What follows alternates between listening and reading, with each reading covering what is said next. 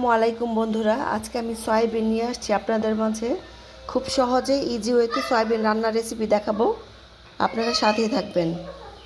প্রথমে আমি সয়াবিনটা একটা বাটিতে নিয়ে নিয়েছি এবং এটার মধ্যে ফুটন্ত পানি দিয়ে দিব। এই যে বন্ধুরা, এখন আমি ফুটন্ত গরম পানি দিয়ে দিচ্ছি। এখানে ফুটন্ত পানি দিলে এটা শরীরে একটা গন্ধ থাকে আর গ্যাস থাকে ভিতরে, গ্যাসগুলিও বের হয়ে যাবে আর গন্ধ করবে না। এখন নেড়ে আমি একটা ঢাকনা দিয়ে ঢেকে রাখবো 5 মিনিট। 5 মিনিট পরে আসছি।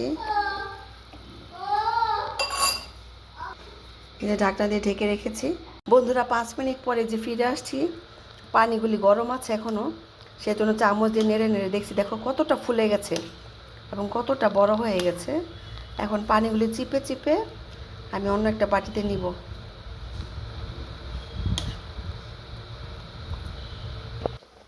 আমি দেখিয়ে দিচ্ছি কিভাবে চিপতে হবে। এই যে এভাবে নিয়ে এই যে এভাবে চিপে চিপে এখানে রাখতে হবে।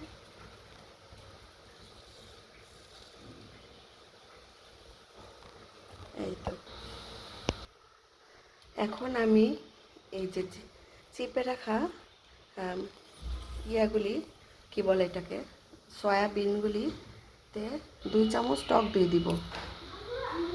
2 চা চামচ টক, একটু টক দই দিলাম আর সামান্য একটু লবণ দিয়ে দিব। তারপর একটু হলুদের গুঁড়ো, একটু মরিচের গুঁড়ো, একটু ধনিয়া গুঁড়ো দিয়ে আমি মেখে কিছুটা রেখে দিব কিছুক্ষণ। এই তো হয়ে গেল, কিছুক্ষণ ম্যারিনেট করে রাখবো। আর এখানে আমি কিছুটা আলু ভেজে নেব চুলাটা জ্বালিয়ে। এই যে কড়াইয়ের মধ্যে একটু সাদা তেল দিয়ে দিলাম, মানে সয়াবিন তেল। আর এই যে আলু কিউব করে কেটে নিয়েছি, সাথে একটু লবণ আর হলুদ দিয়ে মেখেছি, এটা বেশ ভাজ দেব।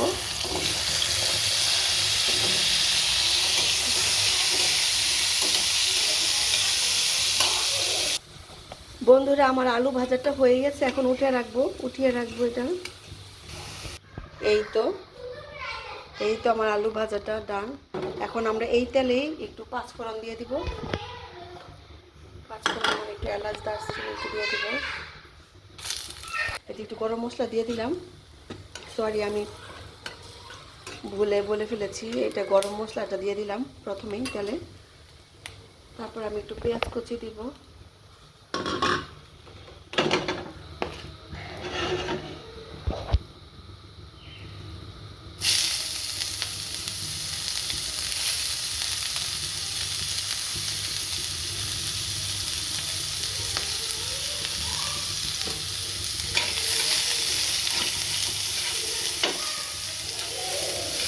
একটু পেঁয়াজ কুচি, একটু রসুন বাটা, একটু আদা বাটা দিয়ে দেব। এই যে পেঁয়াজটা একটু ভাজা হলে তারপর আদা বাটা রসুন বাটাটা একটু দিব। এই রেসিপিটা তোমরা একবার হলো বানিয়ে খেয়ে দেখো। যাদের নাকি মাংস খেতে খেতে অরুচি হয়ে গেছে, তারা এটা খেলে কিন্তু মাংসের থেকে কম টেস্ট পাবা না, কিন্তু অন্যরকম ফ্লেভার লাগবে।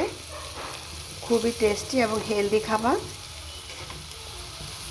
এবং যারা ভেজিটেরিয়ান তারাও এই খাবারটা খেতে পারেন চিকেনের পরিবর্তে বা মিটের পরিবর্তে। এই যে আমি আদা বাটা রসুন বাটাটা দিয়ে দিলাম, আমি একসাথে বেটে রেখেছি, আর একটু দিব।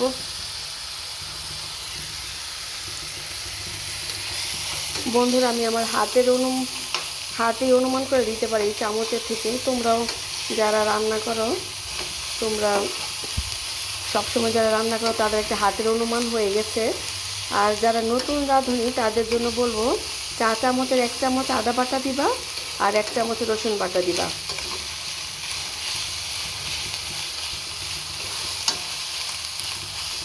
তারপর এখানে সামান্য একটু লবণ দিব, যেহেতু আমি এই নাগেটের মধ্যে কিছুটা লবণ দিয়েছি। সামান্য কিছুটা লবণ দিব, একটু হলুদ গুঁড়ো,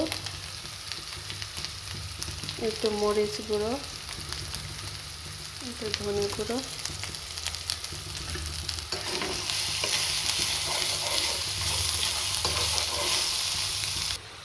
আমি সামান্য কিছুটা পানি দিয়ে দিলাম।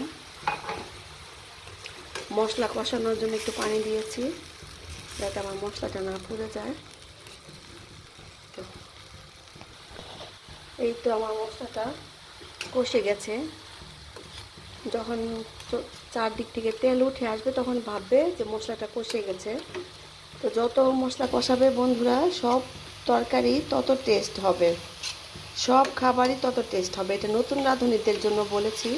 অনেকে হয়তো বলতে পারে যে এটা আবার বলার কি আছে, এটা তো আমি জানি, কিন্তু তোমাদের জন্য না, যারা রান্না জানো না এবং নতুন রান্না করছো বা নতুন বিবাহিত জীবনে পা দিয়েছো, তাদের জন্য আমার এই কথাটা বললাম। যে দেখো চতুর্দিকে তেল উঠে গেছে, এই যে এখন আমি সামান্য যা আলু ভেজে রাখা আলুটুকু দিয়ে দিব।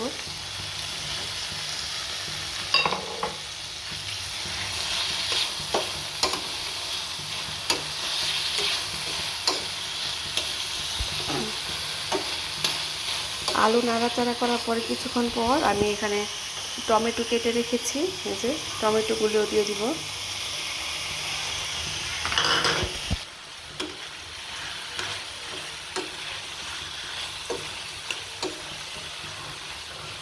কালারটা অনেক সুন্দর হয়েছে, তাই না বন্ধুরা? অনেক সুন্দর হয়েছে কালারটা, লাল হলুদের বাংলাদেশ।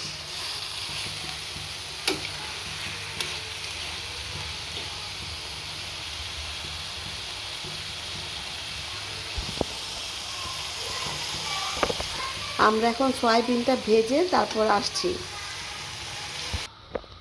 এই যে ম্যারিনেট করে রাখা সয়াবিনগুলোর উপর আমি হালকা একটু ভাজা জিরা দিয়ে দিলাম।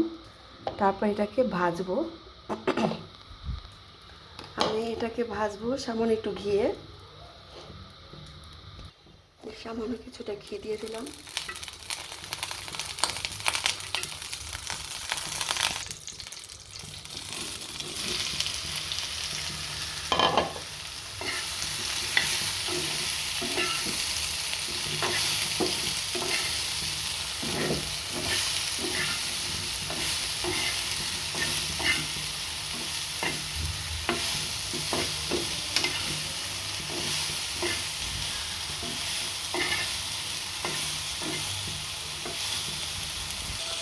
এই যে সয়াবিনগুলোকে আমরা ঘি দিয়ে ভাজছি, আমি সামান্য একটু ঘিয়ের সাথে সামান্য একটু সাদা তেলও দিয়েছিলাম, আর ফ্লেভারটা অনেক সুন্দর বের হয়েছে। তবে বন্ধুরা, এই সয়াবিনগুলি যখন তোমরা গরম পানিতে ধুবে, গরম পানিতে ধোয়ার পর আমি ঠান্ডা পানিতে 2-3 বার ধুয়ে নিয়েছি, তারপরে চিপেছি সয়াবিনগুলোকে।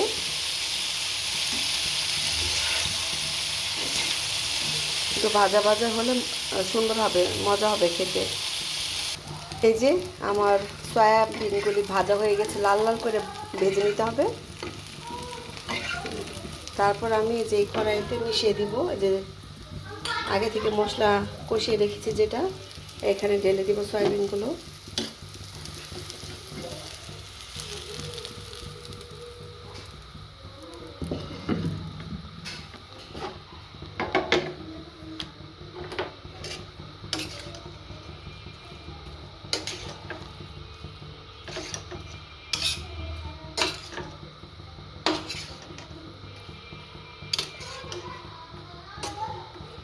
কিছুক্ষণ নেড়ে চেড়ে তারপর ঢাকনা দিয়ে রাখবো। 5 মিনিট পরে আমরা ফিরে আসছি। দেখা যাক, ঢাকনা খুলে দেখা যাক কি অবস্থা। সুন্দর একটা গন্ধ বেরিয়েছে।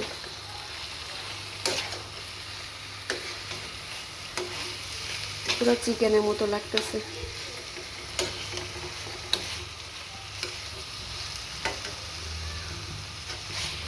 আগুনটা কিন্তু, জালটা কিন্তু মৃদু আঁচে দিতে হবে বন্ধুরা, নাহলে পুড়ে যেতে পারে।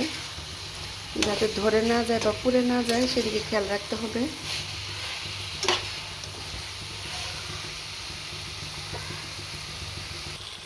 সয়াবিনের পানিগুলি একদম শুকিয়ে গেছে, দেখেছো, একদম শুকিয়ে গেছে। সেই ক্ষেত্রে আমরা সামান্য একটু পানি অ্যাড করব, যাতে আলুগুলি সিদ্ধ হয়ে যায়। যাতে আলুগুলি সিদ্ধ হয়ে যায়। আর 5 মিনিট পরে আমরা ফিরে আসছি। এটাকে একটু ঢেকে দিব। তো কিছুক্ষণ পরে ফিরে আসছি। 5 মিনিট পরে ফিরে এসেছি।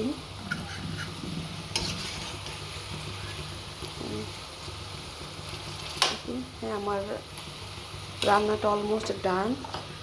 এখন আমি কাঁচামরিচ কুচি ও ধনেপাতা কুচি একটু দিয়ে দিব।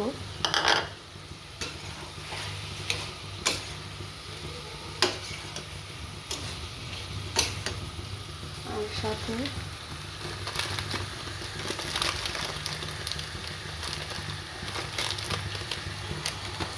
উপরে থেকে একটু ভাজা মশলার গুঁড়া দিয়ে দিলাম।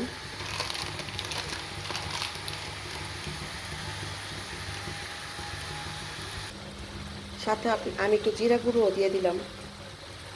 এটা আমার রান্না শেষ। এখন নেড়ে চেড়ে নামিয়ে ফেলবো।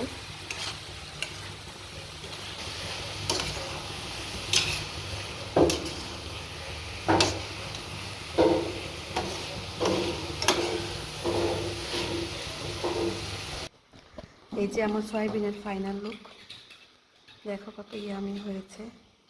এটা কিন্তু তোমরা ভাত দিয়ে, গরম ভাত দিয়েও খেতে পারো বা রুটি বা পারোটা দিয়েও খেতে পারো।